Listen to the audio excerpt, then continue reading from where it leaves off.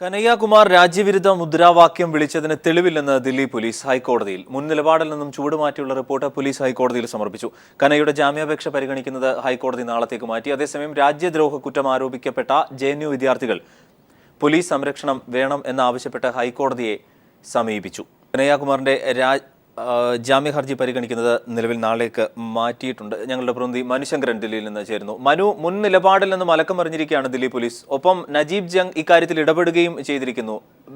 ബസി നജീബ് ജംഗിനെ കാണുകയും ചെയ്തല്ലോ ഇന്നലെ. എന്ത് നടപടിക്രമങ്ങളാണ് നിലവിൽ ഉള്ളത്? നിലവിൽ എന്തായാലും കനയ്യകുമാറിന്റെ ജാമ്യ ഹർജി പരിഗണിക്കുന്നത് ദില്ലി ഹൈക്കോടതി നാളത്തേക്ക് മാറ്റിയിരിക്കുകയാണ്. കൂടാതെ ദില്ലി പോലീസിനോട് നിലവിലെ അന്വേഷണ പുരോഗതിയുടെ റിപ്പോർട്ട് സമർപ്പിക്കാനും ദില്ലി കോടതിയെ അറിയിച്ചിട്ടുണ്ട്. നിലവിലെ അന്വേഷണ പുരോഗതി റിപ്പോർട്ട് സമർപ്പിച്ചതിന് ശേഷം ഈ ജാമ്യ ഹർജി പരിഗണിക്കാമെന്നാണ് ദില്ലി ഹൈക്കോടതി ബെഞ്ച് ഉത്തരവിടുകയും ചെയ്തത്. നിലവിൽ ദില്ലി പോലീസ് ഇത് സംബന്ധിച്ചുള്ള റിപ്പോർട്ട് നൽകിയതിലും മലക്കം മറിഞ്ഞുള്ള ഒരു റിപ്പോർട്ടാണ് നൽകിയിരിക്കുന്നത്. നേരത്തെ തന്നെ കനയ്യകുമാർ രാജ്യദ്രോഹ മുദ്രാവാക്യങ്ങൾ വിളിച്ചു എന്ന രീതിയിലായിരുന്നു ദില്ലി പോലീസ് വാദങ്ങൾ ഉന്നയിച്ചിരുന്നത്. എന്നാൽ ഇന്ന് ദില്ലി ഹൈക്കോടതിയിൽ നൽകിയ റിപ്പോർട്ടിൽ കനയ്യകുമാർ ഈ രാജ്യദ്രോഹ മുദ്രാവാക്യം ഉയരുന്ന സമയത്ത് JNUവിൽ ഉണ്ടായിരുന്നു എന്നതിന് സാക്ഷ്യമൊഴികൾ ഉണ്ടായിരുന്നു എന്ന് മാത്രമാണ് ഇപ്പോൾ റിപ്പോർട്ടിൽ സൂചിപ്പിക്കുന്നത്. അതേസമയം ഇപ്പോൾ ദില്ലി പോലീസിന് വേണ്ടി ഹാജരാകുന്ന അഭിഭാഷകനെ ലഫ്റ്റനന്റ് ഗവർണർ നജീബ് ജംഗ് നേരിട്ട് ഇടപെട്ട് മാറ്റുകയും ചെയ്തിട്ടുണ്ട്.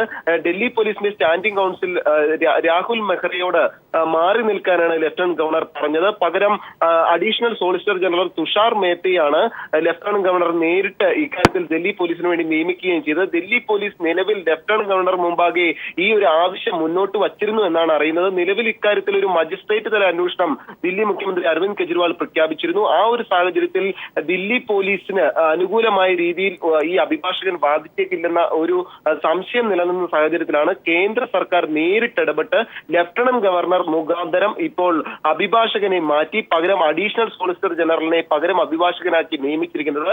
കൂടാതെ സുപ്രീം കോടതിയും ഇക്കാര്യത്തിൽ ഒരു നിലപാട് വ്യക്തമാക്കിയിട്ടുണ്ട്. നിലവിൽ 3 അഭിഭാഷകർ ചേർന്ന് കന്നയ്യയെ മർദ്ദിച്ചു എന്ന് ഒരു ദേശീയ മാധ്യമത്തിന്റെ സ്പൈ ഓപ്പറേഷനിലൂടെ വ്യക്തമായിരുന്നു. ആ ഒരു സാഹചര്യത്തിൽ ഈ കനയ്യകുമാറിനെ ജയിലിലെത്തിപ്പോലും വധിക്കുമെന്നും ഇവർ പറയുകയും ചെയ്തിരുന്നു. ഈ കാര്യത്തിലും ഇപ്പോൾ വാദം കേൾക്കാൻ സുപ്രീം കോടതി ഹർജി ഫയൽ സ്വീകരിക്കുകയും ചെയ്തിട്ടുണ്ട്. കൂടാതെ ഉമർ ഖാലിദ് അടക്കമുള്ള അഭിഭാഷകർ ഉമർ ഖാലിദിന്റെ അഭിഭാഷകൻ ദില്ലി ഹൈക്കോടതിയിൽ കോടതി മുമ്പാകെ ഹാജരാകാൻ തയ്യാറാണെന്നും സംരക്ഷണം ഒരുക്കണമെന്നും കൂടി ദില്ലി ഹൈക്കോടതി മുമ്പാകെ ആവശ്യപ്പെട്ടിട്ടുമുണ്ട്. അരുൺ, മനു, ഈ 5 വിദ്യാർത്ഥികളിൽ 3 പേരെ ക്യാമ്പസിനുള്ളിൽ കയറി അറസ്റ്റ് ചെയ്യുക എന്ന ലക്ഷ്യം കൂടി നിലവിൽ പോലീസിനുണ്ടായിരുന്നു. പരോക്ഷത്തിൽ അത് സാധിച്ചെടുക്കുക എന്ന ലക്ഷ്യത്തോടു കൂടിയാണ് ബസി നജീബ് ജംഗിനെ കാണുകയും ചെയ്തിരുന്നത് കുറച്ച് ഈസി ആക്കുക കാര്യങ്ങൾ എന്ന തരത്തിൽ. അത് സംബന്ധിച്ച് എന്ത് തീരുമാനമാണ് നിലവിൽ ഉണ്ടായിട്ടുള്ളത്? ദില്ലി പോലീസിന്റെ സമീപനം എന്താണ് ഇക്കാര്യത്തിൽ? ഇക്കാര്യത്തിൽ ഇപ്പോൾ ദില്ലി പോലീസിന്റെ അഭിഭാഷകർ മുഖാന്തരം മറ്റൊരു ഹർജി കൂടി ദില്ലി ഹൈക്കോടതി മുമ്പാകെ സമർപ്പിച്ചിട്ടുണ്ട്. JNUവിനകത്ത് കയറി ഈ വിദ്യാർത്ഥികളെ, ഉമർ ഖാലിദ് അടക്കമുള്ള വിദ്യാർത്ഥികളെ അറസ്റ്റ് ചെയ്യുന്നതിന് ഹൈക്കോടതി ഉത്തരവ് നൽകണമെന്ന് ആവശ്യപ്പെട്ടുകൊണ്ടാണ് ഒരു ഹർജി ദില്ലി ഹൈക്കോടതിയിൽ നൽകിയിരിക്കുന്നത്. ഈ additional solicitor general Tushar Mehta, അതായത് ലഫ്റ്റനന്റ് ഗവർണർ നേരിട്ട് ഇപ്പോൾ നിയമിച്ചിരിക്കുന്ന ഈ അഡീഷണൽ സോളിസിറ്റർ ജനറൽ മുഖാന്തരമാണ് ഈ ഒരു ഹർജി ദില്ലി ഹൈക്കോടതിയിൽ നൽകിയിരിക്കുന്നത്. ഇതും ഇപ്പോൾ ഹൈക്കോടതി ഫയലിൽ സ്വീകരിച്ചിരിക്കുകയാണ്.